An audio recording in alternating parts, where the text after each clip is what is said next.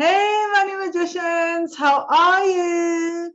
So, welcome to episode 44 of the Money Magic Podcast. I am so excited because today we have one of my dear friends, Agnes, and she's all the way from Canada, and she's going to be talking to us about healing and trauma and her insights.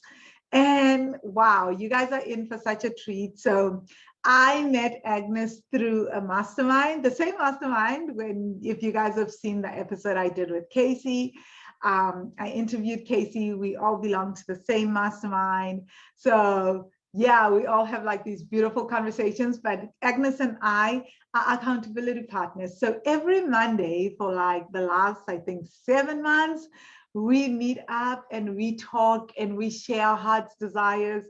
Honestly, those Monday calls have been a lifeline, and they've really helped me not really even feel locked down. So welcome, Agnes. Thank you for saying yes to this podcast. I'm so excited to have you on here. Thank you. Oh my gosh, I love that introduction. It feels so good. It's so like I've been in a space where my heart keeps on feeling like it's expanding constantly. So I appreciate you having me here. Oh, thank you for saying yes. I really do love interviewing people around trauma and money and their journey. And just like people that I have seen continuously do the work that I absolutely admire. Mostly on this podcast, though, I interview my clients and my students because those are also the people that I've seen continuously do the work. But yeah, please tell us about yourself. Who are you? What do you do? What are your hobbies? What moves you? What motivates you? Okay, amazing. There's so many things. I'm like so like dynamic and passionate. So I always find this question like amazing because I love the expansiveness of it. But like simply put, I'm a dating and flirting coach. And that's something that I really stepped into because I realized that's what I've been up to this last like little while, like in my own journey and how I am with life and how I see life in like such a childlike way. And I wanted to bring it in a little bit more like potency around it because there's beautiful things around language and like, you know, I used to call myself a seductive transformational coach and an embodiment coach and all these things. And I'm like, ooh, it feels so juicy and delicious. But now I'm in a space where I'm like, okay, I want it to be straightforward, very direct, to the point. People understand dating, people understand flirting, and then getting it from this perspective of who I am, from sensuality, from a space where you could embody every part of yourself, from your unique expression, like all of these components where you get to literally show up as yourself in your entirety and not do it from, you know, like having to have a particular person in your life because of a fulfillment that traditionally you think that needs to happen because you need to get married, you need to have kids. It's like, I'm all about being like, what is your truth? What is like freedom for you in a relationship, and like curating those experiences, those workshops, things like that. And like really having an experience that is different for each individual person. And for me, like, my passions, my hobbies, I honestly love so many things. I'm an artist at heart. I'm very creative. I love design and beauty, fashion, makeup. I'm love also like being very intentional with how I eat. So I am vegan. And like what I bring into my body, self-care is really crucial and important. And it's not even a thing that is like a nice to have. It is like the way to be living and like showing up in your life. nature, like huge nature, but I also love luxury. So it's just like, I'm like this interesting blend of everything. I'm like, oh, I would love to wear something like this organic and delicious on my body, but at the same time, like I want to stay somewhere like luxurious and beautiful. So it's like this interesting blend, like, and yeah, once you get to know me a little bit more, you'll start to like Why understand me. choose? And I love that about you, because so like what I love about you is how you're so committed also to self-care. Like guys, Agnes is also a self-care queen. So she and I like swap stories of like, oh my gosh, we're going to get this massage this week. This is what needs to be done. Like so dedicated to self-care. And I really, really love that. So before we even dive in, like tell us what got you into self-care and why do you think self-care is such an important part of the healing journey? Oh my gosh, thank you for that question, because it is like, you spoke about the lifeline. For me, it's a non-negotiable. I will take longer to be in bed and sleep in. And I will also make sure that I set up boundaries that are really important and like kind of defined to have myself be prioritized. So for me, self-care is all of that as well. And like the communication that I have, like all these components are self-care beyond just like, the obvious things of like massage, which obviously is amazing, or acupuncture, naturopath, or being in nature, laying on the ground, like all of these things. It's just like, it's a way of life. And how I really brought it in and brought even more heightened, I guess, like importance to this was definitely from, I'm just going to go into it, go from last year. It's going to be coming up to a year point where I was in Portugal and I had a breakdown there. I had a psychotic break. And this is the first time I'm actually speaking about it publicly. I've spoke to people about it intimately and personally. And when that happened, it was because I wasn't taking care of myself. I was barely sleeping for like 3 weeks straight. I was in dramatic, insanely like toxic relationships that were just keeping me into this like spiral, and pulled me off of like my truth, of my journaling, of going to the beach and like making sure that I'm cleansing and like getting into those rituals, things that seemed almost like they weren't that important, like meditation, like all these like kind of like things that you think that aren't important. It literally, I'm not even kidding you, like spiraled me into the point where I ended up being in the hospital in Portugal. And it was one of the most traumatic experiences I've ever had in my life. And it shaped me into who I am today. Like I feel so much stronger, but and like so much more true to myself because of that moment. And self-care, self-nourishment, like all of those places, like in component of like taking care of myself from like mentally, emotionally, spiritually, like all of those different elements, like it is something that I put as number one priority, like because it not only healed me, but it also made me realize like that was the point where I got off of just not taking care of myself to that higher standard that I need, because I'm very tapped in. I'm very sensitive. I feel people's energy, which is also a superpower of mine. And at the same time, it's something that like put me into the spiraling of something that I couldn't control at all, and being delusional and all those things. And I want to just, share this as well as just being like, there's no shame around it. There's so much that like I feel like needs to be highlighted in this. And also it's important to know that we need to be taking care of ourselves. Like we have so much inputting constantly in us, like from different places. And the more and more that you open up the deeper that your channel is, the more that there's space for you to feel depleted and run down and overwhelmed, and hopefully like never like to that point where I had it, but like it is crucial.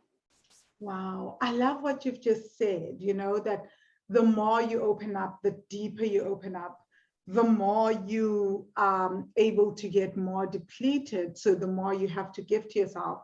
Because this is something that I've noticed, that the more I'm expanding and growing, the more I've had to radically create boundaries and learn how to pour into myself, because I notice that I'm giving so much of myself. So I've had to pull back and learn how to pour into myself so that I don't deplete myself. I think that is something that comes with, I think, self-awareness, and just knowing that if you keep going, you will deplete yourself. And it takes a lot of just like inner work to notice that. 100%. It does. Like it's the components of like I always say, like the inner design, because my background is in interior design from years ago. So it's like, it's so interesting how it shapes us in different ways. But like for me, it's like inner design, like within ourselves is how it's going to like literally ripple out and have an effect on what we are designing outside of us, and the ability to like have different structures and things kind of come to life, because I see like our journey, our life, our lifestyle, or like creations that we have outside of us as being this thing that's constant. It's like there's a pulse to it, there's a life to it, there's an appreciation to it. Appreciation to me is also like, lifting up to another higher level, right? It's something that's circulating. There's energy around us. So intentionality behind all of these components is like massive. Yeah, wow. I like that. The intentionality behind all the components. So, Agnes, what does money mean to you? If you had to describe money to an alien, what would you say? I love this question. I wrote it out and I was like, I don't even know what I said in that anymore. But so for me, money is constant circulation of frequency of energy, is level of like being able to choose to amplify your choices, to like really stand for what you want, and also give back to the things that are important to you. Like I think it's very unique to every individual person, and it's like, for me before, I think definitely there can be a charge around it, and like if you don't do work around money, but now I see it as like this beautiful thing that's constantly like around us. I do have a belief that like essentially like money does grow on trees, because it's something that's constantly like circulating. It's here, it's available to all of us. And of course there's the physicality of money, but then also like I see it as just like the abundance that is constantly around us. Like the gifting of, for instance, like for me, like I have incredible people that are extremely generous with me, with being like, here, you need a getaway. Here's my house. It's gorgeous and huge, and like go and be in this mansion and like play and like eat all my. I love that about you. Yeah, eat all this organic food and just do everything. And like, and by the way, our assistant's showing up and cleaning up the kitchen and doing all the dishes for you, and you don't have to take care of anything. And I'm like, wow, like it just like, so money to me in other people's lives also reflects like what I want in my own personal life. It's like there's a mirror constantly, like living in Canada, for instance, coming here and like seeing the like wealth that is around me. I'm like, wow, like that's possible. So possibility also gets to be present with money. So it's interesting, because like sometimes people see money in the opposite, where I see it as just like being able to, have art be present, to have like food that nourishes us. It's something that is literally replenishing us constantly and like here for us. And how I would explain it to an alien, I have no idea. I don't remember what I wrote down on that. Essentially, it's like, I'm like, it's like a circular, like it's like an energy, it's a force, it's something that is present, that is needed for us to be living and growing. And it is a bit of like this, it's an exchange that we're giving and flowing with. I see things randomly. So I saw like an infinity sign. I was kind of like, it goes out and comes back in, like the giving and receiving, and like a dance between it all. I see money so much more now as like a frequency and energy, something that is around, rather than what is like the worthiness of yourself in the bank account, because everything's around us. Like everything is created from wealth, from money, essentially. Yeah. Ooh, that's everything is created from money eventually, or everything can eventually be sold for money. Yep. Because of the world that we live in. Yeah. But hopefully not everything though. I backtrack because I actually don't want to put that out into the universe. I don't want mountains to be sold for money. I don't want the ocean to be sold for money. I don't want forests to be sold for money. I just don't. I don't want them to be cut down for paper and then for money. So yeah, but like basically money is needed to live. That is an unfortunate fact. I mean, less if you own land right now and then you can farm your own land, then go for it, guys. And we can really start cutting out the food companies and start eating beautiful organic food. But yeah, for the most part, money is needed for various things. So Agnes, you spoke about a deeply traumatic event right now, about like your psychotic break. And I just wanted to ask, before you went on this deep journey, you've been a yoga teacher, you've been on this self-development journey for a while, right? So have you changed your definition of trauma as you've in the last year? Because I mean, this year has deepened your healing because of what you experienced in 2020. So have you started to look at trauma differently? Have you started to see it differently?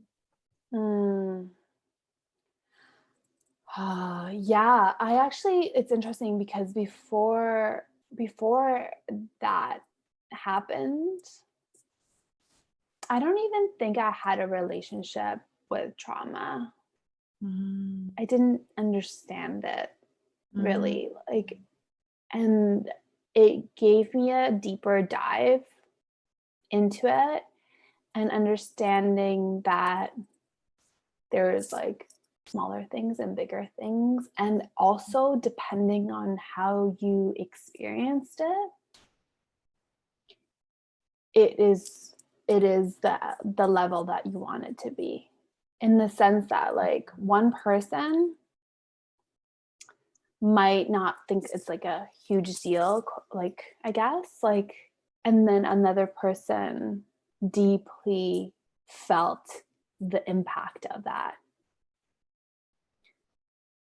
And because I was like, I guess like almost like exposed to it so intensely and quickly, that it made me start to reflect on other things that I actually ignored, that I didn't, I kind of like, even though I was definitely have been in like the personal development and spiritual healing and like growth and evolution of all of that, like for the last like over 10 years, like intensely,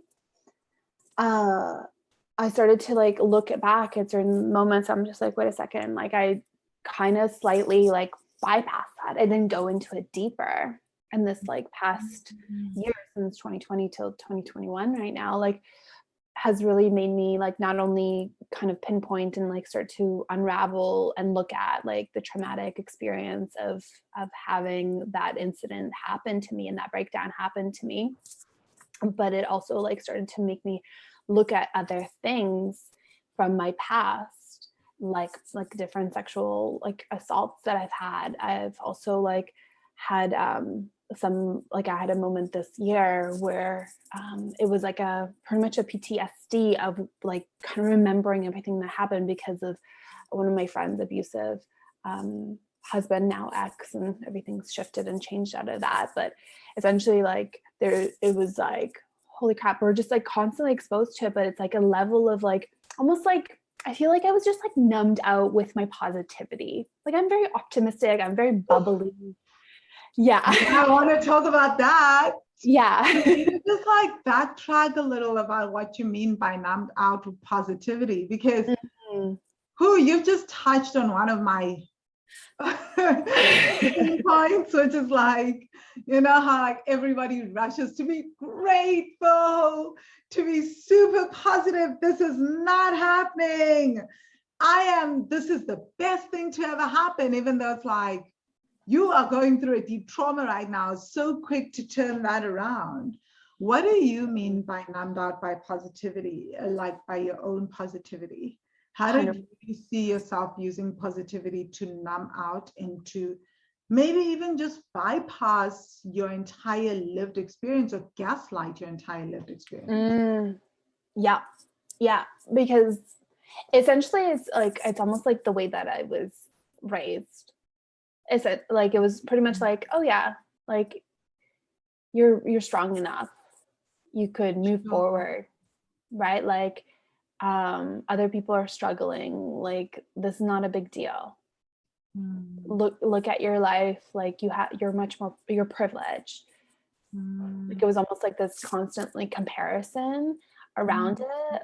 And like for me, because it was definitely easy for me to be in gratitude and appreciation, that was like how I got in. I think like a lot of people get into personal development and spiritual work being like, everything's bubbly, everything's good, like the lightness of everything. I was like, cool, like all this, like it's almost like heady, like spiritual, like la-di-da-di-da, like la la land, all of that. Like I'm just like, ooh, it feels so good, it's a light, like like. And I think most people are attracted. I know I was attracted like to like before I started doing the work seriously, I was really attracted to positivity because the positive movement, the positive thinking movement, because it said to me, you never have to feel this pain.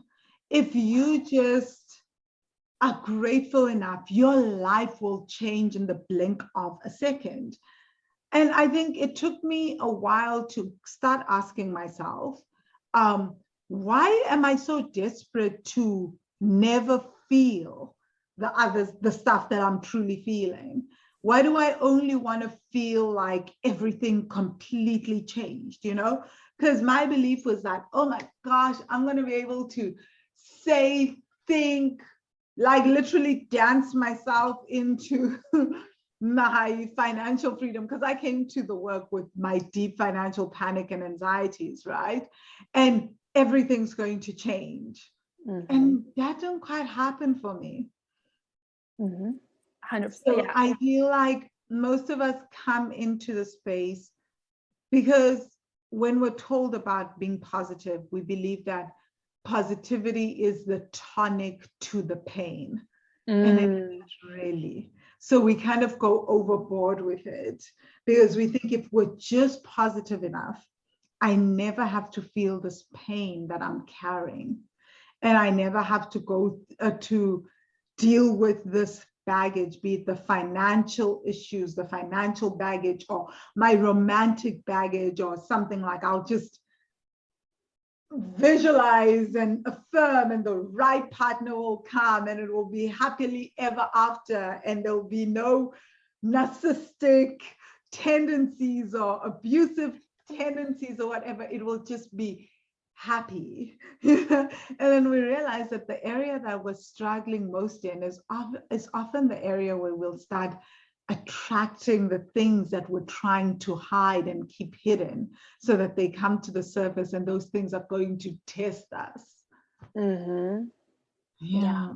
I totally feel that, because like I see it as almost like not being in like the fullness, the richness of experiencing all of your emotions, all of your experiences, all of your lived moments of things that have happened. It's like there's this avoidant relationship that happens around being like, it's almost like there's like, I'm gonna ignore this, I'm gonna put this on the sideline because I can be positive and uplifted, and I'm gonna be on like, I have nothing against Abraham Hicks, but it's almost like there was definitely moments where there's been moments where I'm like, oh, I'll just be on the flying disc and like the vortex and all that. Like, always in the vortex. Just step into the vortex and yeah.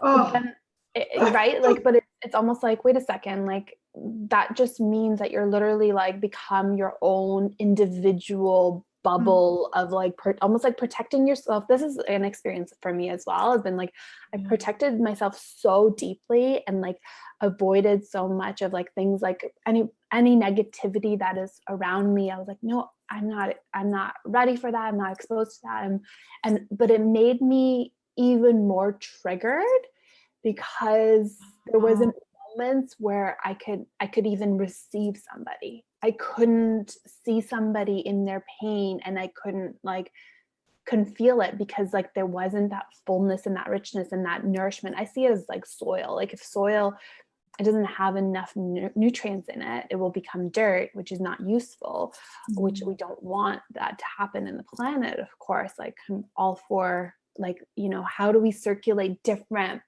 things to then have that literal wealth of like our own emotions and experiences, because that's the fulfillment. Like that's when I started to experience fullness in my life. Before I would be like, why am I sort of depressed right now? Like I'm positive, I'm thinking positive, I have gratitude for all these things, but it was just like I would feel lonely because there was no depth of connection. I was literally like almost like isolating myself, so much so where I became my own little island where all the beautiful things were happening, perceived good things, and there was no depth of connection with each individual, like with individual people or groups of people, where intimacy and connection is ultimately, I know this now, like that's the human experience. That's what that's what elevates us. That's what amplifies us. That's why like we look forward to listening to people,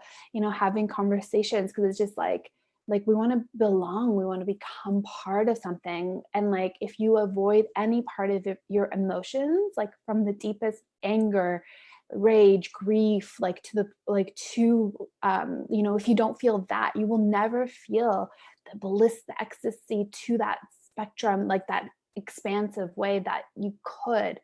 Like that is something that I've learned over this past year, especially. It's like, holy crap, like I'm literally feeling intense pleasure because I went into the deepest, darkest things that I never wanted to look at. And that's something that I stand behind now. And I tell people, I'm just like, go deep, don't numb out. Right? I'm just thinking your analogy of the soil is so powerful, because the soil that has like all the dirt, all the worms, also has all the nutrients, has all that. And that's how the flowers grow. But the soil that doesn't have any of that and is like dirt, clean, nothing's happening there, also can't grow anything. And we work so hard to just be these super perfect people without any of these like shadows or these dark things, or we don't want to explore our dark sides, but there's so much depth to that. And I love that you just said this about like, as you went deeper into the trauma, you started to get more pleasure. Can you talk to us about pleasure and how your relationship with pleasure started to change as you started to work with the trauma. Because I truly believe that pleasure work and trauma work are literally like mirrors of each other, that I also have had the same experience. Like, it was really hard for me to truly even feel pleasure in my body, you know? And until I started to do the deep work around the trauma in my body. And that was like shocking to me until I started to love and accept the shadow or dark parts of myself. I was so scared to go into the darkness. Yeah. Because it's almost like my identity is very in the light, in the like bubbly, like, oh, Agnes is everything, like kind of put together, like perfect, almost like the perfection, the good girl. Like I was like very identified with that, even though I thought I was unraveling a lot of that. It was like it's almost like I wanted to just be like in the word I'm trying to think of, pretty much like the childlike, naive kind of innocence. Like I'm really like, that's where I lived majority of my life, was kind of like in the avoidance and like the childlike, like kind of like space where I'm never going to grow up type of thing. Right. Yeah.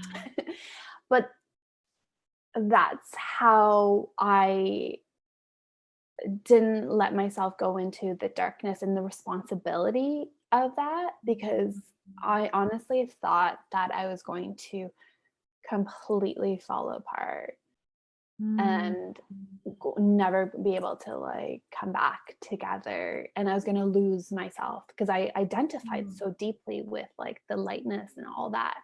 Yes. But both of those, like, it was almost like that was, none of those were true. Like the identity of that wasn't truth for me. Like pleasure now is like, I have such a deeper relationship to it because like I appreciate it, not from a space of like, I have to write this down in a gratitude list. Nothing against that. I love that we've done that together. Like, I think it's amazing to do that and amplify that. But it's like, but it's just like, can we like first clear some of the gunk, the stuff that isn't working? Because it's nothing beautiful.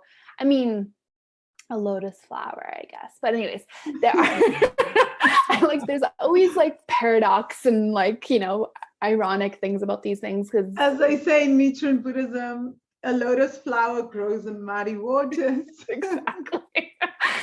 But essentially, like all of it needs to, it's like coexisting.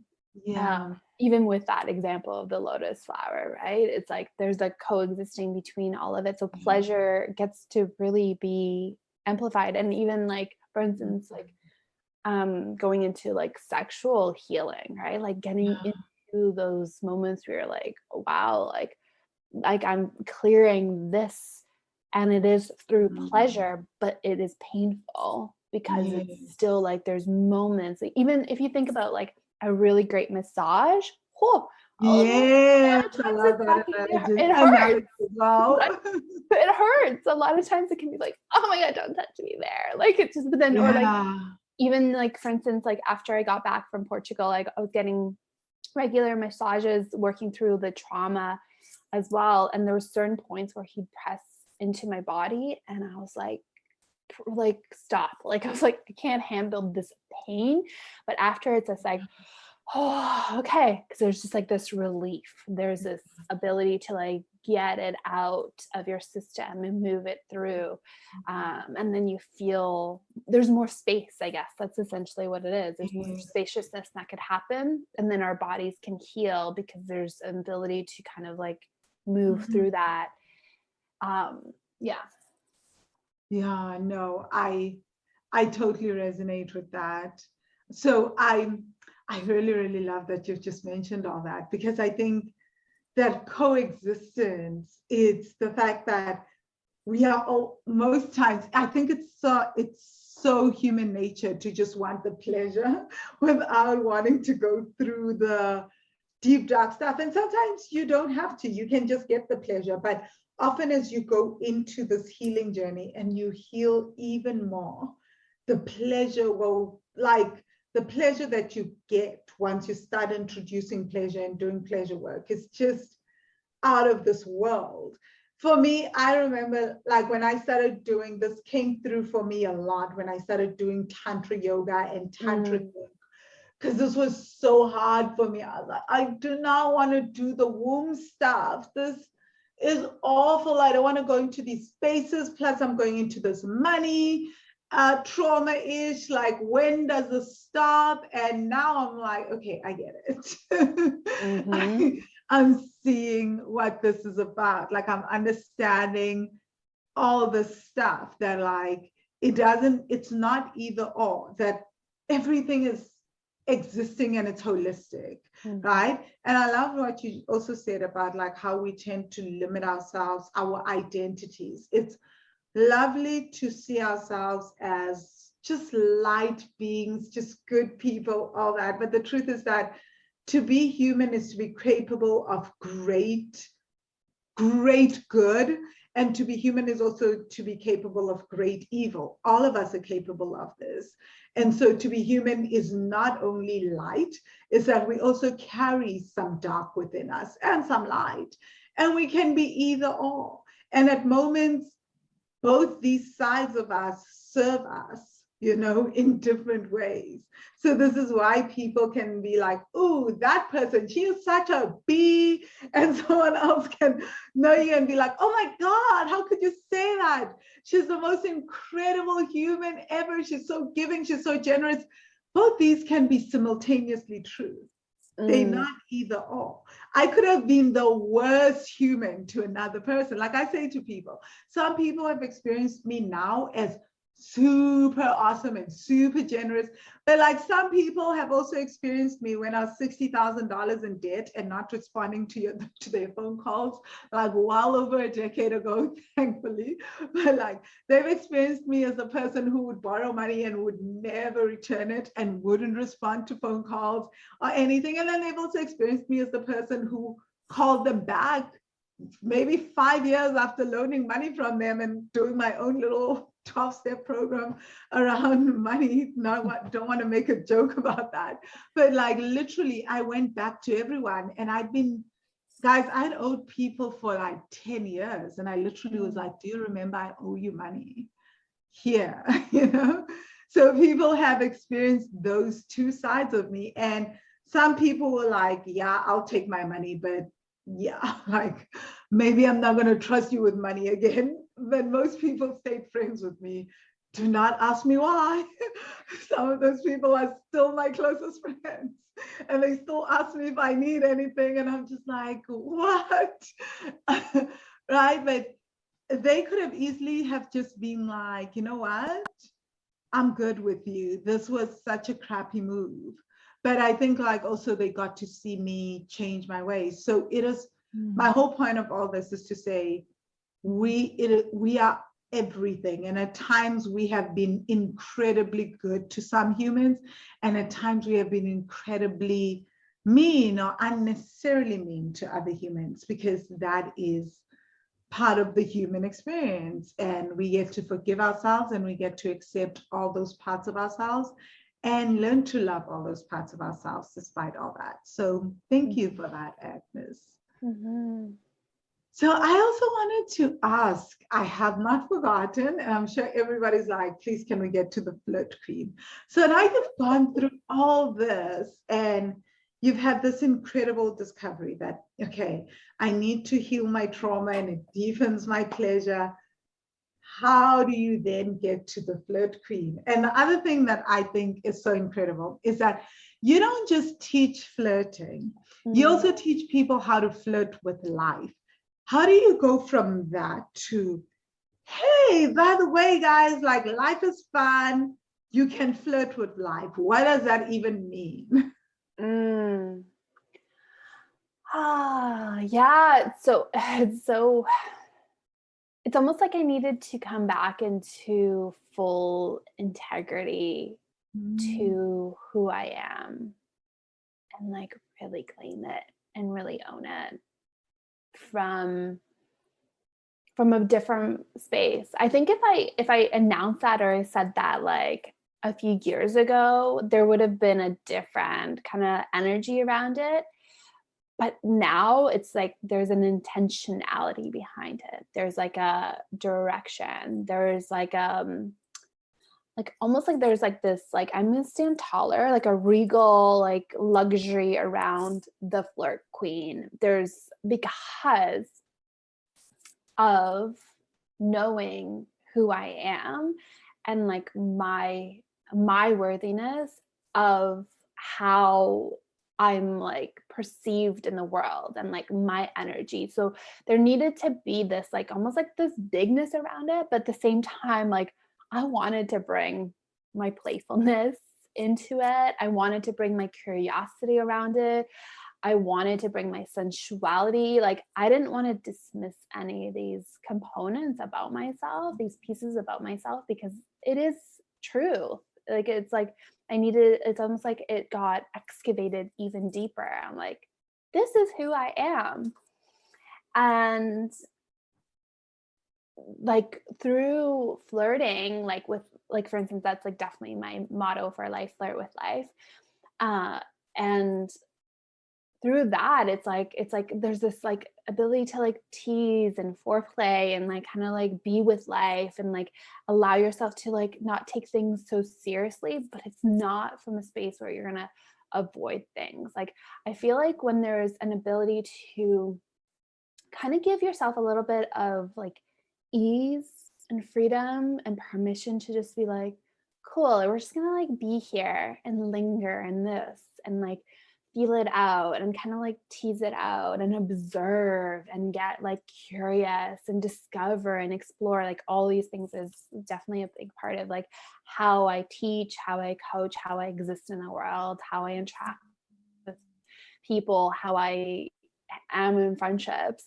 This is a place where literally it's like there's a spaciousness to go into that full spectrum that we spoke on with emotions, because it's like kind of like, you know, kids, like when kids are in a space where they're just like open and present, they get to experience everything.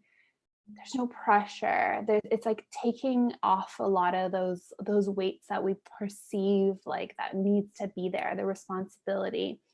Yeah. And it's like, oh, it's just like it comes off differently than like this aggressive like let's get to the answer or like make sure that things happen or go into the action about things. That's like, can you bringing in all of these components into just like even like the way that I work, I love to be in the world and just like kind of like have inspiration that's around me, creativity that gets inspired, like how I interact with people. It's the same. It's like all of these things, like it really, it creates depth without it needing to have that expectation. Essentially, that's what it comes down to. It's like you're breaking the expectation, you're breaking the like having to plan things out in this strategic way where this has to go in this like a rigidity, like because the interesting thing is a lot of people don't know this about me, but I was very rigid, very put together in the sense of like my calendar would be like back to back with everything happening. I had like very big expectations and intentions around things. I don't even think I used the word intention back then, but it was just like more like my life was so extremely structured and like put together that it was, but because of that, it was so fragile. It was almost like it was like on a stilt. And it was like wobbly because I didn't have that root and that foundation. That like now I have the depth to like grow from, because like, and that it was fragile. Like when it's because like there was no foundation. Yeah. Right. And I think that's the thing. We think that when our life is overloaded, that's when it's like, ooh, it's so balanced. I'm so busy. I don't have time to sleep. It's like, well, your life is literally you. And if you are not having enough time to sleep, you're not having enough time to self-care, you don't have enough time to pour to yourself, that's you. You are the foundation of your life. So your life has no foundation then. Like the foundation is rickety. exactly. There's no malleability as well. It's kind of like I used to work at an engineering company, so I have a good baseline of like the structure of things and like all that. So like if a bridge isn't built for the conditions that are going to happen around it, depending on where it is in the world, it will fall apart, you know, because it's maybe too built, like too rigid, where it's like there's no ability for it to sway, you know. So it's like the way that things have developed in the world now, like people are understanding of it now differently than they did before, because it's like you're moving with the elements of life, right? That's essentially, like, for me, that's what flirting with life is as well. Is it's like moving with, okay, the wind's gonna blow here, I'm gonna kind of go in this direction, kind of like dancing through, like, but it's with this deeper sense of like, I know my values, I know what I stand behind, I'm going to be this strong, beautiful being in this world, standing for myself and for others and their voices to be expressed and everything like that. And I'm going to allow myself to like be malleable, be flexible, but still have that deep rooted foundation where it's like, again, for me, nature always comes back in. It's like that nutrient, that strong tree that is able to grow and flourish and open up, because it's not holding back from being like, no, I'm going to stay here. While literally, if you just move a little bit, it'll be much easier for you to even transform. Right? If you kind of bring it back into your personal development, it's like, if you allow yourself to kind of like bringing yourself into a little bit of a different edge, like it's easier to have the transformation kind of happen, because it isn't something that you're like pushing against. You're just like moving and flowing with it rather than against it. Yeah. So hopefully that made sense, because I'm like, sometimes I have all these concepts. What I'm getting is to flirt with life and even flirting. Oh, guys, Agnes, like, we'll have our Monday calls and she'll be like, yeah, I just had 4 dates this weekend. I'm like, how? Like, we spoke on Thursday or something on WhatsApp. Like, what? I love it, because she'll just declare, oh, I feel like having dates. And then she'll be like, and I've had now 4 dates. This has been amazing. I'm like, wow. But what I'm hearing you saying is that to flirt, and even to flirt with life in particular, which I think this is part of flirting with life, because I've seen you do it, which is that, hey, life, I'm ready to go. I feel like dating this weekend. Send me people to date, right? And I've seen you do this. And then like, you're like, oh, I've now got 4 dates, and they all like these really gorgeous dates that you describe, and just so awesome. People from just like these incredible life paths where you have fun. I think part of that is to, as you say, it's almost like there's a surrender. You don't go against life. You just kind of like work with life, you know? So I think that's such a powerful, I think, how do I say this? But like, it's a powerful aha moment for me. It's like, don't work against life, work with life. So yeah, thank you for that. So Agnes, as you've been on your healing journey, how have you seen your relationship with money change as you start to heal yourself? It can be in small ways, as to maybe you attract money faster, you have more ease, like you've learned to slow down, and that way money starts to flow more. What are some insights and nuggets that you've had between the link between healing yourself and your healing journey, and your finances and money, your relationship with money? Such a beautiful question. And thank you for bringing up the dates. It's so funny. I have such incredible, it's so interesting. I literally go sailing sometimes, to like a dinner here. It's like very fascinating. No, please do tell us some of those. Like, guys, I tell Agnes a lot, I'm just living vicariously through you with your dating life, because mine is non-existent. Yeah. Yeah, I'll definitely, so I'll share about the healing money as well. And then, so yeah, I'll like, for instance, with dating, like So I'm all about like offline dating. Like I think there's nothing wrong with like online dating and all those things, but I think it's just really Yeah. cool to be in the world and like available and open. And it's an energy around it, like that the like you just open up to like people approaching you because you are in a space where you're like, cool, I'm open to this possibility. Yeah. But yeah, I've had some fascinating dates. Like, yeah, definitely the like it's so interesting because like men love to like it could be whatever relationship type of dynamic that you decide, but I'll speak to like men because that's who I'm interested in dating personally. But whoever you're interested in is beautiful. But for me it's just like a matter of being like, okay, so men or whoever wants to like court you and kind of like charm you, they want to like be generous with you.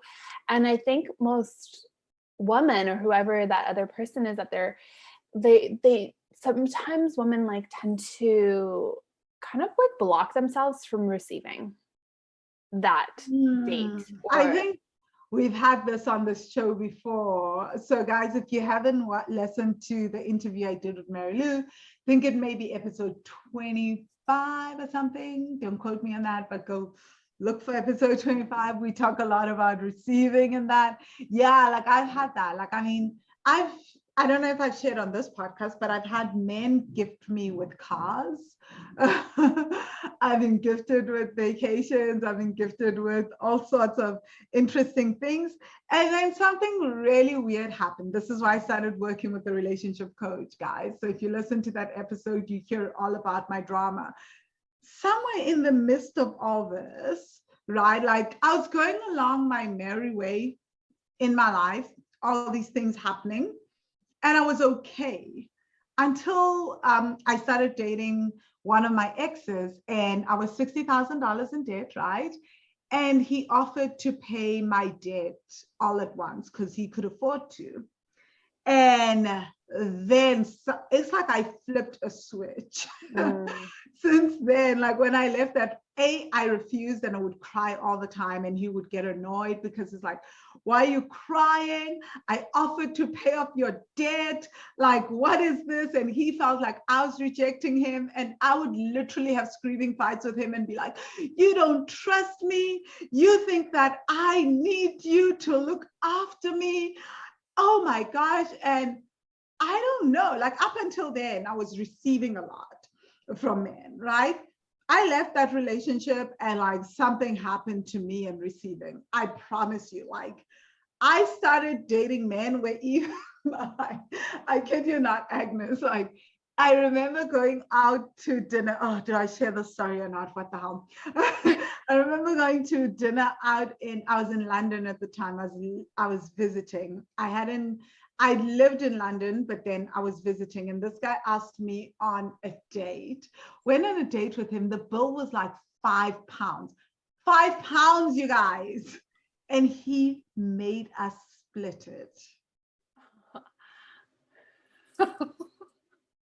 wow. So it wasn't even a nice restaurant if it was £5 and it was in London. So that was, and that was like the second time. So this was like the first year of this receiving block that I had experienced. And this was like the second time. So the first time I'd actually dated a guy for a little longer, and this had been the splitting of bills had happened.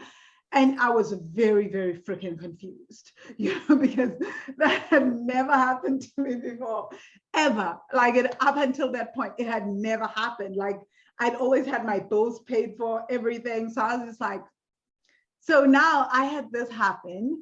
And like with the £5 date, I was like, and embarrassing as it is, I did continue to see the guy. Oh. So like I'd gone, and I was really confused. I thought things would change, and then they just didn't. And then actually that's when I remember walking away from that, and I was like, from that entire dynamic, and was like, I have a problem. I've developed some kind of problem, and I don't know what it is. So that was before, like I had already started with inner work and trauma work, but I had never tied, I thought it was still money work. I had not really tied it to receiving and pleasure and relationships and stuff. I thought like, this is problematic. My money stuff has just taken the next level. And I mean, like, it's all the work, but I didn't see it as a receiving issue at all. I had to start doing the receiving work to start at least clearing some of that. Yeah, it's a lot of times difficult. It's especially if you're like an independent woman where you're like, I can make my own money, like I could take care of myself, all these things. It's like a lot of times that doesn't equate to being like, okay, cool, I'm just gonna lean back a little bit and allow you to treat me and like give me this and be generous. Because I think, I don't know, for me it's like a yeah, this needs to happen. Like I've gone in some, I remember one date that I went on that was amazing. Like, so he literally, like I met him at this is years ago, I met him at a event, and he started like listening to me, like whatever, he started asking me different questions and stuff like that, and I didn't even like pay attention to exactly what he's talking to me about. But at this point in my life, I had this whole thing about being like, just date a lot of people, like you never know, like just give people chances, which is different for me now, and much more particular. So at the end of that brief conversation, he's like, can I take you out on a date? And because I wasn't really that interested, I wasn't really paying that much attention to him at that moment. But the interesting thing is, somehow within that conversation, he must have asked questions because to curate this date that was literally like pinpointing specific things that, like, one of my favorite areas in the city, the fact that I love art galleries, and he took me to a private, like he organized like a private art gallery showing. Wow, just for the two of you? Just for the two of us, yeah. Oh, I love that. First date. First date. Oh my gosh, this man was really pulling out all the stops. I love it. Yeah, so it was essentially not like all the stops, but he really was paying attention and making it special, because exactly, you will remember that, right? Yeah, especially from that first event, right? Like that first event that we met, and then he just planned this date that I was like, so it was unexpected. Everything was a surprise too, which I also really love. Like I love surprises. And then he took me to this one restaurant, which I love, like hidden gems. And we essentially like walked through this one area. I was like, where are we going? And it was just like this most romantic, like kind of like twinkle lights lit up, beautiful restaurant. And it was like a really gorgeous date that I still remember to this moment. But the reason I bring this up is because like at the end of it, so he paid for that date, but the next time, like he asked me on a date before even going on a date, he's like, so I paid for all this, like I organized it all. Now it's your turn. Like now you're gonna pay. And I was like, you know how much I was pushed off of that? That wasn't giving though. Exactly. It was pretty much like, I need to receive back right away because of everything that I gave to you. Yes. It's a lesson to like, that is kind of wild. Yeah. So like I think a lot of people mess up in like relationships and in dating. We'll say dating and flirting, because it's almost like you're doing a great job, but you're not really true. Like I think it's just like, almost like, are you trying to put on a performance? Are you trying to prove yourself? Are you trying to like kind of please me and like get me into a specific situation where I feel like I'm tied up? Because I've definitely have experienced that, where I'm like, there's moments where I'm like, wow, this individual seems to be amazing in all these ways, but then you really get deeper into it, and like you were just playing that role. So yeah, it's all performative, right? It's not like this is who you truly are. And the problem with performances is that at some point every performance comes to an end.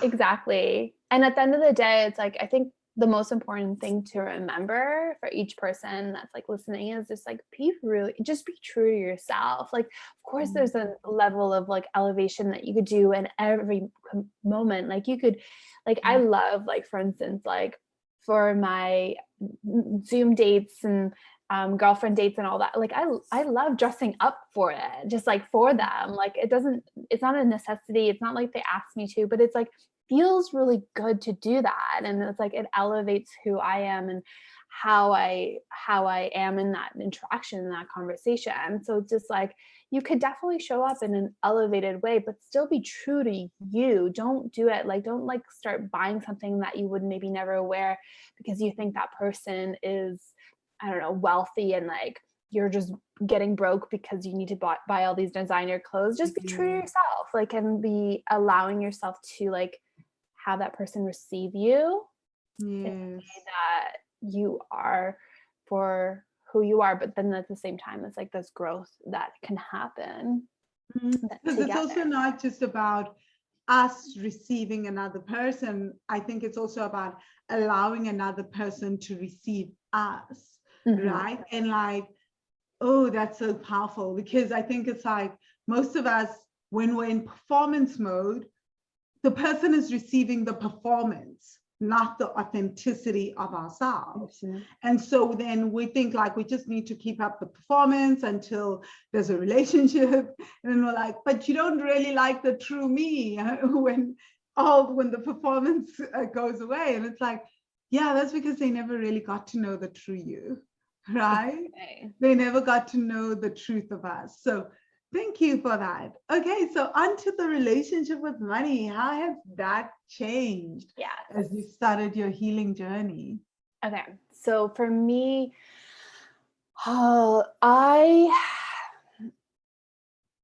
it's dramatically changed.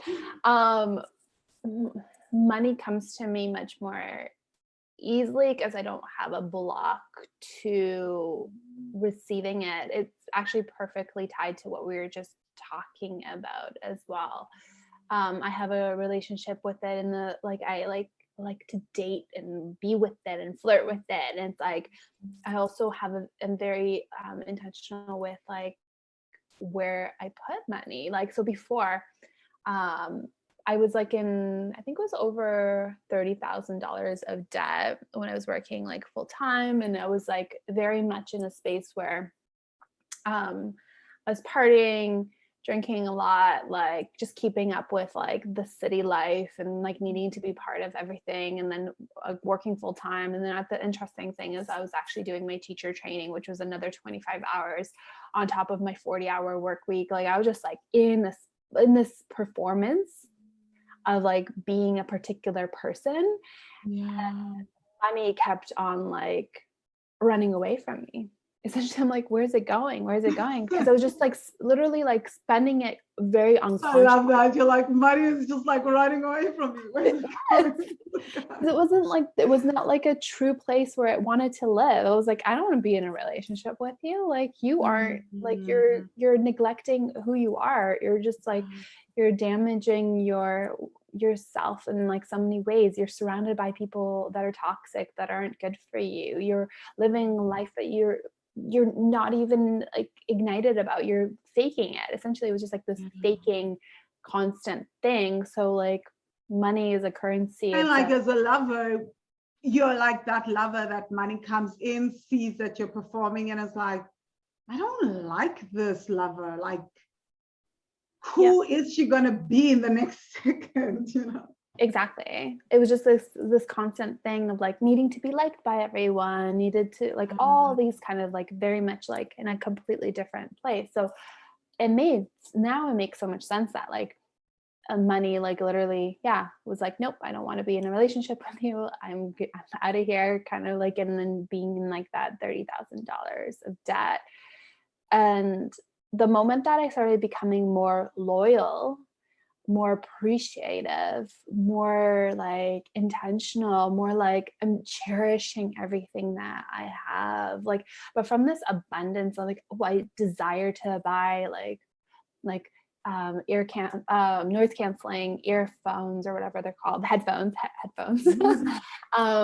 that are like $600. I'm like, oh, but I like love and appreciate them, and I even gave them a name. Like it's just like it's one of those things. It's like when you like appreciate everything that's around like, this is my experience, has been like what I've appreciated when I've been very intentional with it, like because of the work that I've been doing. And it wasn't like I was also facing the things that I grew up with, like the trauma around money, like how, you know, my parents were very much avoiding things, and all of these things, like it made me get into a healthier, more fulfilled relationship where I'm like, okay, cool, it's getting circulated. I'm very intentional with how it comes in and where it lands. It has a home. It feels safe. It feels nourishing. It's like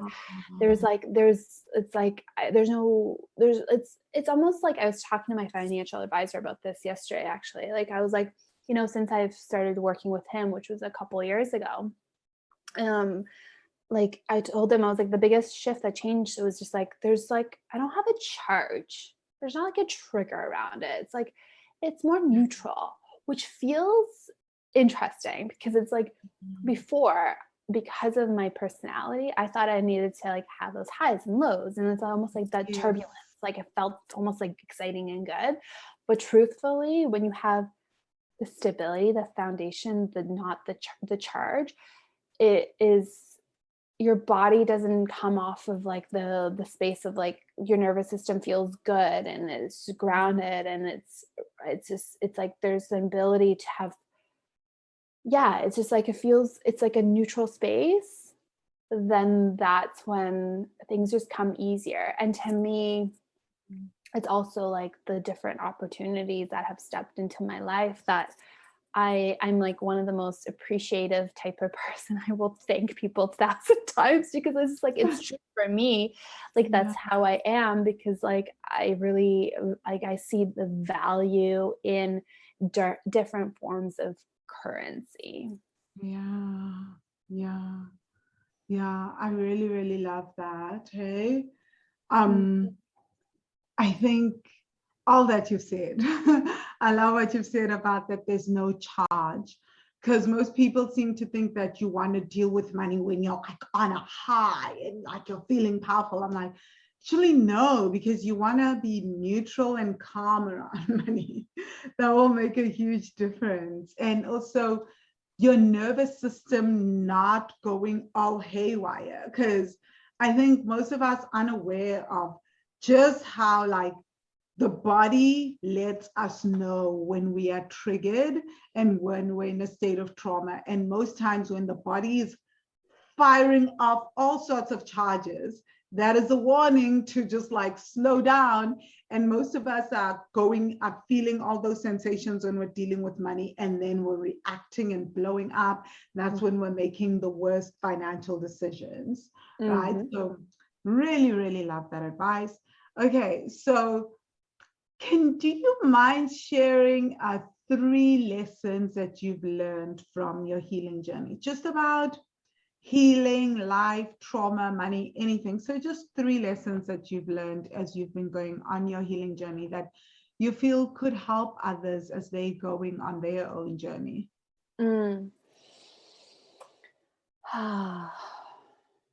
Community is huge.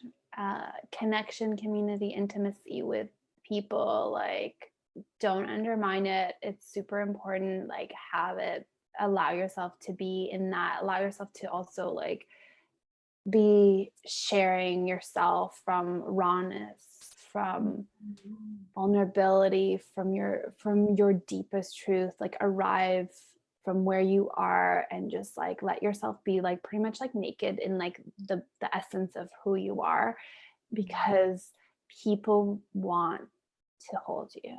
They want to see you. They want to acknowledge and like elevate you and celebrate you. And the world is needing more people that are united together, because that is what's going to amplify not only your own personal healing, but the world's healing. I think that's like one of my most important journeys that I've taken. And it's also the biggest value that I stand behind is connection and community. I mean, definitely, I feel like this is how I've met you, right? It was like I just decided I want to be in community with other entrepreneurs in other parts of the world that are on the same journey. And I want to share vulnerably and share of myself on this journey. And like the more that I've done that, it's also why I moved to Chiang Mai, Thailand. Every time I've done that and I've allowed myself to open up and be in community and to connect with others, my life has expanded and deepened, and I've learned so much along the way. Mm-hmm. Yeah, exactly. Yeah, healing is also very much a collective thing. We tend to think it's an individual thing, that first I will heal, and then like I'll come out and say, this is what I did to heal, and then follow me. And it's like, nope. Often healing is happening within the collective when people are seeing you vulnerable, crying. Guys, the amount of times I've like done crying videos on my in the Money Magic student group. I've gone on my Facebook profile and done like whole rants on things and just been angry and fought with people about things. Community, like let people see you, let them know your heart. This is how we all heal. Exactly. I would also say, like, you are more capable and resourceful and strong, like, than you ever thought was possible. Like, you could pretty much go through anything. Like, don't hold back. Literally go into it. Be in life, be in experiences, have those difficult conversations, like live full out, like allow your emotions to be like held and experience everything. That's like the richness and fullness of life, and like really show up for all of that, because you'll find your next level of like just, you're gonna blow your own mind, which is incredible. Like, it's so powerful. And don't, like, I don't know, like, it's like almost like, don't you want to experience the like everything while you're here on this world, like that you have to experience? Like, I just like, I can't get enough of like life. And I'm just like, I just want to like be in it even more. It's like I have this eagerness, like this life like force that's like running through me, and like and it's also just like, circulate that, allow it to be felt, like show up, like let your heart be broken, let it be opened up, like fall in love, like all these things is like definitely like show up, because you're capable of more than you even thought. Oh yeah. And then let's give one more. There's nothing more to say to that except, guys, pause, breathe it in, think about it, get a notepad, get a journal. This was amazing. The last one. Oh, and like the last thing on, there's so much more. Like, I feel like there's the healing journey has so many gifts constantly, but it is the space, like the spaciousness to allow yourself to heal. Give yourself permission to completely rest, to completely surrender, to lean back, like know that you're extremely held by whatever forces you believe in, like God, universe, angels, I love fairies, like your ancestors. It's like, allow yourself to like trust that you can rest and heal and recover, and like literally just let yourself be in that surrender. Surrender is not giving up. It's like giving into what has been wanting to literally, like, I see it as like hands wanting to hold you and like allow yourself to like melt. If you've never done a restorative yoga class, go do it, because it's one of the most powerful experiences like I've experienced, especially after a car accident I was part of, where I literally got to rest and like my body got to unravel a lot of the pain that it was holding on to, because there's a lot that is within our bodies that we tend to forget about, because we're on this fast forward pace of like busyness and keeping up and doing the next thing. It's like, no, stop, lie down, rest, take your time. Oh, thank you for that, Agnes. That is just so powerful. Love it.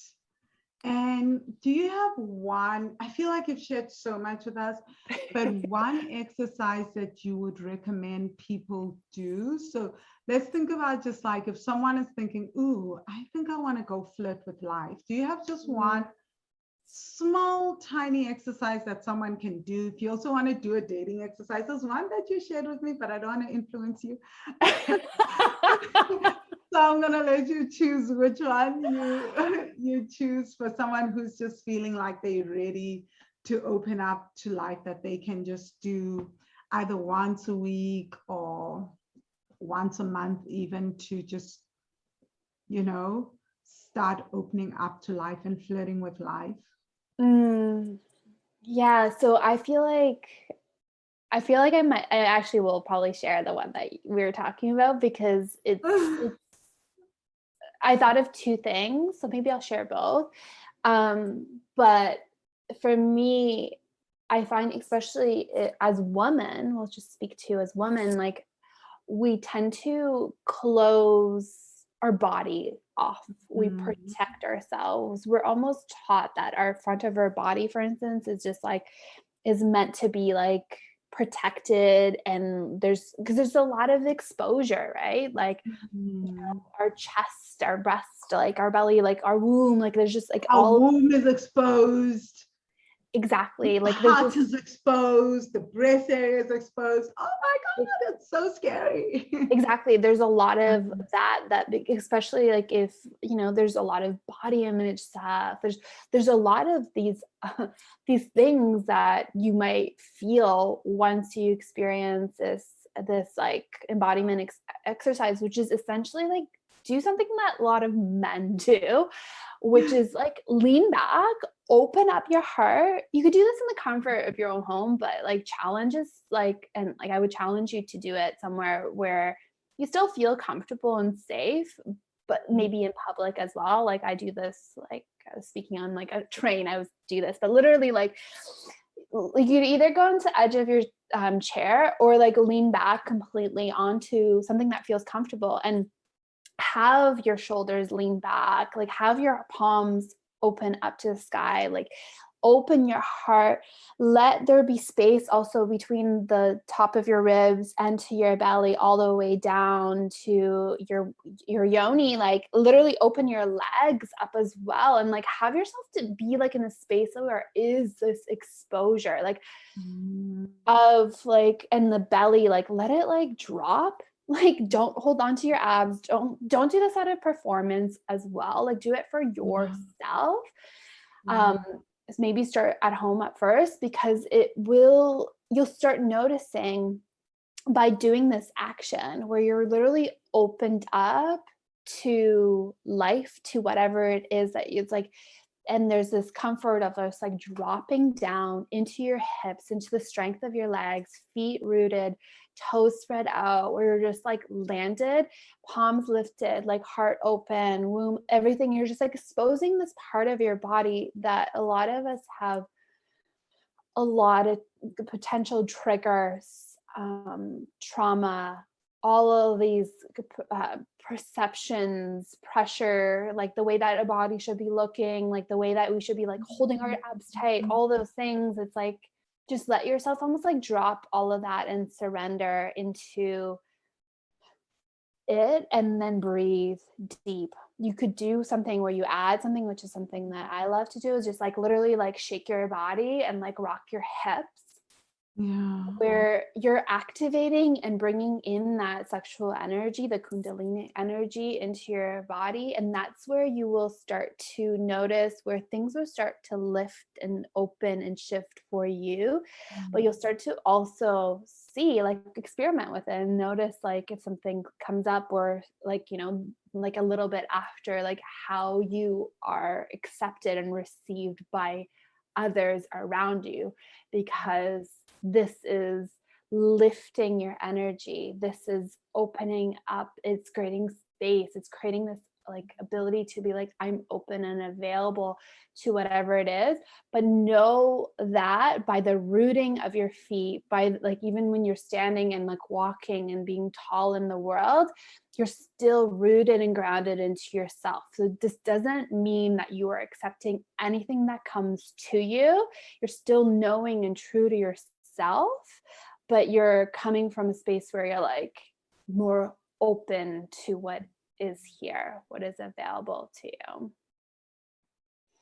Wow, that is still my favorite exercise. I really love that because it makes so much sense. And what you said about opening up the heart, one of my favorite poses is tabletop. One of my favorite asanas is tabletop.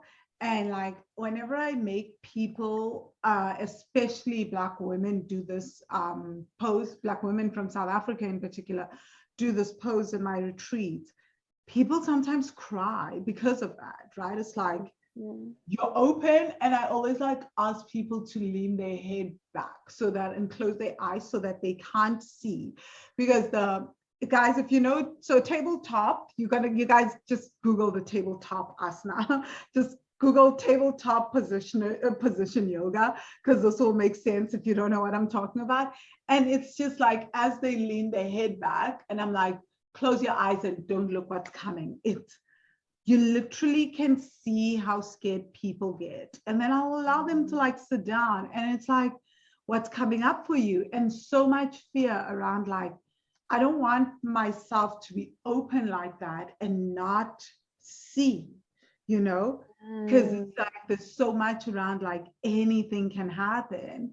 So I think what you've said is so powerful, because our natural inclination obviously is to close ourselves off. That's why it's so scary to open up our heart chakra and not know what's coming. But I found that the more I do these kinds of poses, especially in yoga, it's like made me a little bit more trustful of the world. I feel like I've often been very gullible. That's why I've been able to travel the way that I have. And I have lived in like 12 different countries and done whatever. But like a lot of it is often because I think like as you do more of that and you open up your heart, you become, and you are more comfortable with not seeing what's coming. Even in life, it becomes, and you learn, and your body learns that it's safe to live like that, and that you can trust, you can have faith. It becomes easier, even in this world, to take action and to not see what's coming next. And maybe even to open up our hearts without us like planning 5 steps ahead in friendships, romantic relationships, family relationships, about what is this person going to say? If I say this, they'll say this. If I say this, they'll say this, and then this is how I will gain control again. Yeah. So that's how I used to think years and years ago. But yeah, like I feel like as I've been on my healing journey, that just like kind of just died away. Well, the energy of the heart, I think it's, if I'm not, maybe you know this as well, but like I think it's like 100 times stronger. Like the energy, the frequency of that heart is, I believe it's 100 times stronger than the energy of the head or something like that. It is. Right? It's something. So it's like, it's actually 5,000 times stronger. So the okay. Yeah, I wrote about it in Heart, Mind, and Money, and I did tons of research on it. Okay, perfect. So it was like, I think there's a 5,000 or 500 times, guys. Like, it's been a while since I've read Heart, Mind, and Money myself. So it's like the electromagnetic pulses of the heart are a lot stronger than the mind. So that's why they say, like, if this is also why a lot of people talk about like feeling, if you want to manifest something, feeling it versus just thinking it. That if you can feel it, it like starts to pulse out to the universe, feel like you have it, versus like thinking that you have it. Exactly. Yeah. And we probably could go on about like a whole other thing about specific exercises between the two of you, but we'll just give you a little. We won't do that. We'll give you. Agnes, you've been so generous. You've given so much of yourself, and I can already see everyone nodding on the other side. So how do people reach you? How do people get hold of you to work with you?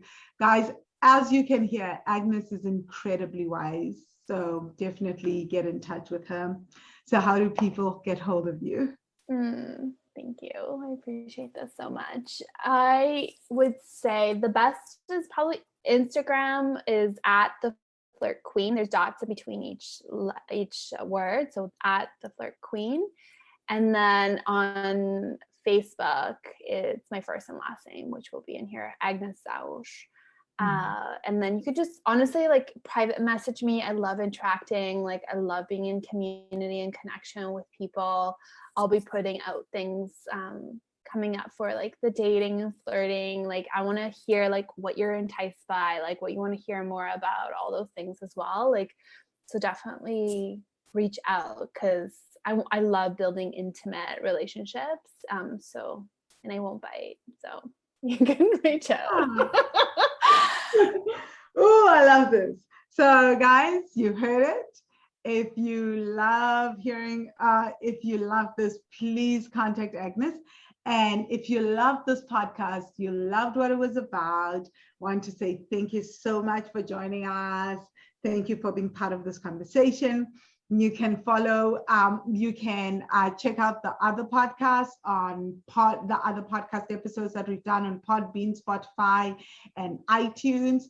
Please do leave us a 5-star rating on iTunes and then leave us a review on iTunes if you loved what this podcast was about, and do leave us comments on the YouTube channel.